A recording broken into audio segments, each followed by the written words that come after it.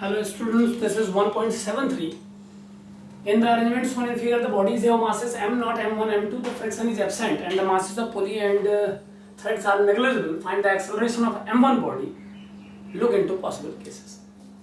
तो एक string m not को इस मूवेबल पुली से कनेक्ट कर रही है इस प्रॉब्लम में, और दूसरी स्ट्रिंग m1 m2 को जोड़ रही है, दोनों को कनेक्ट कर रही है। दोनों ब्लॉक m1 m2 उस स्ट्रिंग के दो वर्टिसेस पे अटैच्ड हैं। तो ये बात इस पिक्चर से बिल्कुल क्लियर है कि अगर ए एक्सेलरेशन से ये ओमेगा नॉट फॉरवर्ड मूव करेगा किसी ग्राउंड ऑब्जर्वर के लिए, तो उतने ही एक्सेलरेशन से ये मूवेबल पुली डाउनवर्ड मूव करेगी।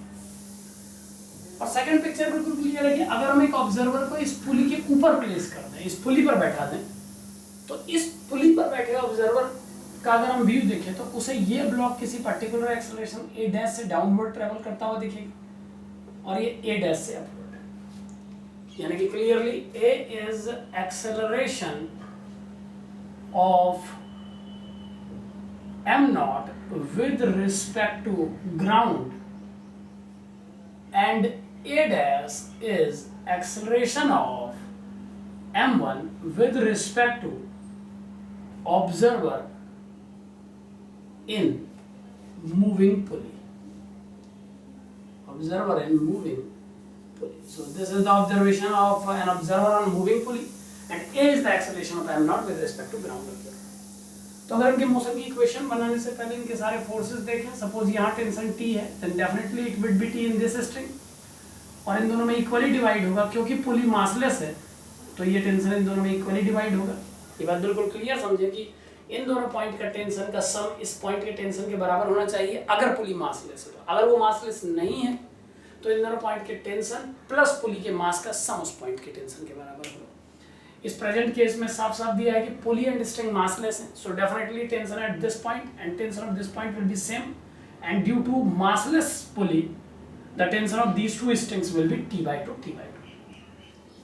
और क्वेश्चन में गिवन है कि friction is absent everywhere, it means there is no friction force, so equation as observed by ground observer for this m naught will be T is equal to m naught a, the very first equation for this problem।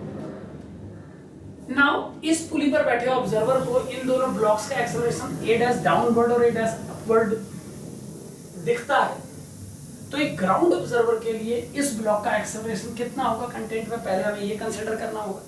So acceleration of m1 with respect to ground is equal to acceleration of the pulley plus acceleration of this block. बस ये बात आप clearly समझे कि जिस पुली पर बैठे observer ने इस ब्लॉक का एक्सेलरेशन ए डैश बताया है, वो पुली खुद ए एक्सेलरेशन से डाउनवर्ड ट्रेवल कर रही है ग्राउंड ऑब्जर्वर के लिए।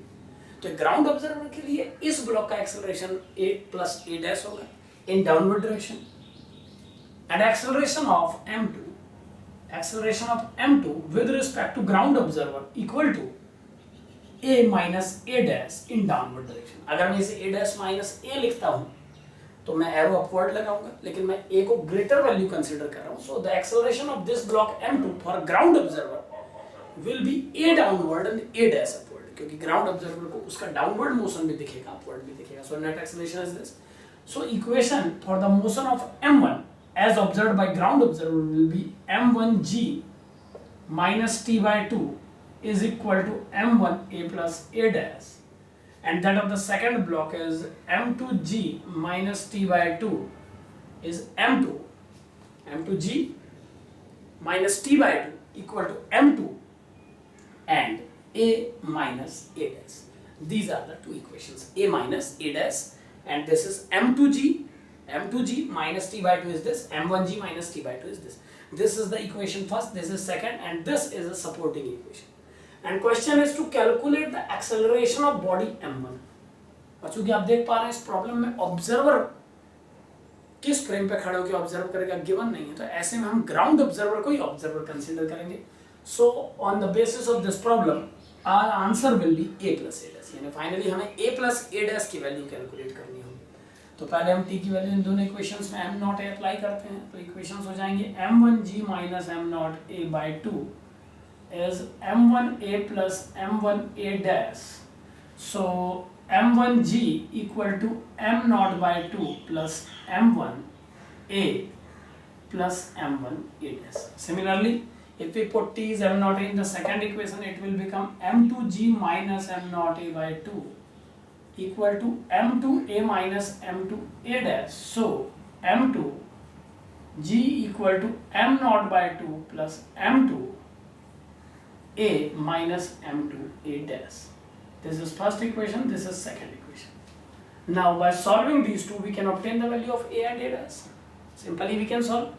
तो a और a dash की वैल्यू कैसे कैलकुलेट करेंगे? देखिए, अगर हम इस इक्वेशन को m2 से मल्टीप्लाई कर दे तो ये इक्वेशन हो जाएगी m1 m2g is m naught by 2 plus m1 into m2a plus m1 m2a dash, and this equation will become, अगर हम m1 से मल्टीप्लाई करें, इस फर्स्ट इक्वेशन को हम m2 से मल्टीप्लाई कर रहे हैं और सेकंड इक्वेशन को m1 से, था m2 m1g is equal to m naught by 2 plus m2 into m1a minus m1 m2a dash. So on adding these two equations, these are cancelled terms, and 2m1 m2g will become m naught by 2 plus m1 into m2 plus m naught by 2 plus m2 into m1 a. So a can be obtained. The value of a, finally the value of a will be 2 m1 m2g divided by this long term, this is m naught m2 by 2, m naught m1 by 2. So m naught by 2 is common, it is m1 plus m2. आप इसको solve करके देखें, और m1 m2 m1 m2 दो बार है तो 2m1 m2. So this is the acceleration of this block m naught and pulley as observed by ground observer. But our question is to calculate the acceleration of m1. तो m1 का acceleration ground observer से view, ground observer के लिए a plus a dash है, तो अब हमें a dash calculate करना होगा. तो बहुत इजीली a की वैल्यू इसमें पुट करके हम a dash को कैलकुलेट कर सकते हैं. तो अब हमें इसी क्वेश्चन में a की वैल्यू पुट करनी है और a dash कैलकुलेट करना है. तो आइए देख लेते हैं a dash कितना हमको मिल जाएगा, एक बार सॉल्व करके देख लेते हैं. तो a dash की वैल्यू आप इससे सॉल्व करके निकालेंगे. सबसे कंफर्टेबल इक्वेशन मेरे हिसाब से ये है, इससे हमको a dash कैलकुलेट करना होगा. तो क्या वैल्यू आ जाएगी a dash की? देखिए a की ये जो वैल्यू है, जब इसमें आप पुट करेंगे तो ये टर्म क्या बन जाएगी, इसको सॉल्व करके देखते हैं. ये टर्म हो जाएगा, या अगर इस इक्वेशन से देखा जाए, अगर हम इस इक्वेशन को कंसिडर करें, एक बार इस फर्स्ट इक्वेशन को अरेंज करके देखते हैं, या ये ऊपर जो इक्वेशन लिखी है एक बार इसे अरेंज करके देखते हैं. This equation is m1g minus m naught by 2a equal to m1 is common, it is a plus a dash, और हमारा target a plus a dash को कैलकुलेट करने का है. तो ये बहुत कंफर्टेबल होगा कि हम सीधे a plus a dash को कैलकुलेट कर लें. a plus a dash will be m1g minus m naught by 2a upon m. This is a plus a dash directly. अब हमें सिंपली सॉल्व हो जाएगा, क्योंकि a की वैल्यू हम मिल चुकी है. हमें इस वैल्यू को केवल इसमें पुट करना है, हमें आंसर मिलेगा. सो a plus a dash is equal to m1g.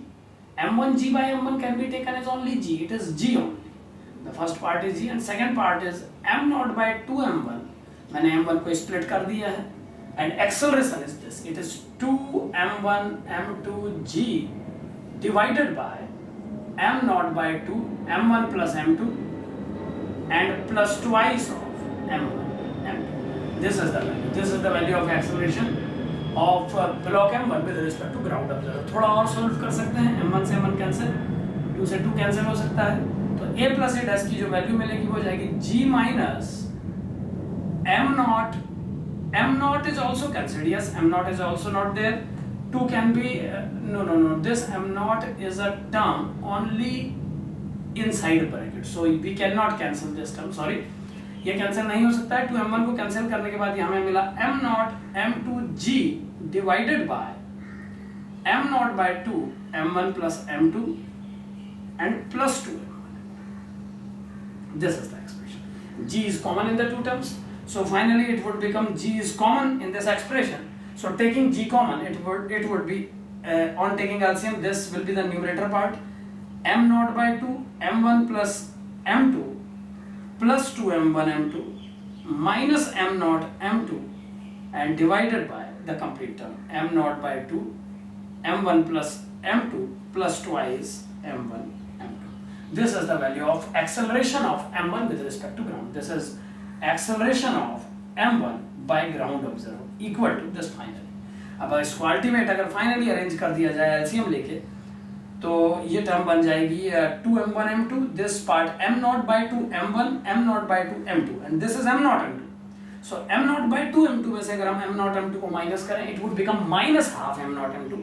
So final answer will B g and this would become m0 by 2 m1 minus m2. कैसे हुआ आप समझें, m1 plus m2, तो m0 by 2 m1 m0 by 2 m2, m0 by 2 m2 में से minus m0 m2 किया तो minus m0 by m0 m2 by 2 बन जाएगा plus 2 m1 m2 and divided by m0 by 2 m1 plus m2 plus 2 m1 m2.